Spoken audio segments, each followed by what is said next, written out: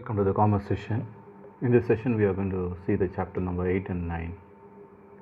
Chapter number 8 is Security Exchange Board of India, and chapter number 9, Human Resource Management. So, what is Security Exchange Board of India, or SEBI in short? Is nothing but is an apex body that maintains and regulates our capital market.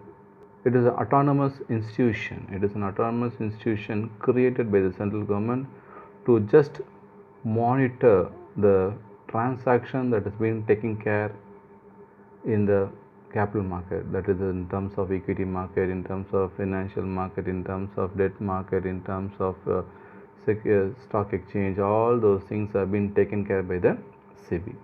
And what are the objectives of SEBI?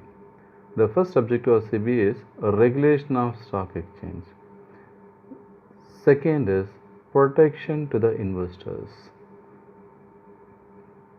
What is the regulation of stock exchange? Regulation of stock exchange is nothing but it will look into all the matters of a stock exchange, whether it is doing the business or day-to-day activities according to the rules and regulations. And the second point tells protection to the investors. And SEBI gives a protection to the investor, that is, whoever is going to invest in the capital market must not be cheated, must not be fooled, or must not be bulgered by any of the people in the stock exchange or in terms of capital market. Like savings account, like other types of current account, we will also have a account by name called Demat account. Most of us might not be aware of Demat account. A Demat account is an account that has been created or that has been opened in a bank, in ordinary bank, the bank that is nearby residence. This account is exclusively dealt or deals only with the financial transaction for the purpose of buying and selling of shares. A Demat account holds all the shares that are purchased in electronic or dematerialized form. So when we are going to buy and sell some shares or some financial products like equity shares or other types of securities or bonds or government bonds, all those money will be transacted only through Demat account and not through savings account or current account. The headquarters of SEBI is located in the Bandra Kurla complex in Mumbai. So the various ID proofs needed by the SEBI. The first one is going to be a PAN card. Next, voter's ID. Next, passport. Next, driving license or the driver's license. The next are a bank attestation and IT returns. These are the ID proofs that are required by the SEBI. Now we'll move on to the next chapter, that is chapter number 9, Human Resource Management. Human Resource Management.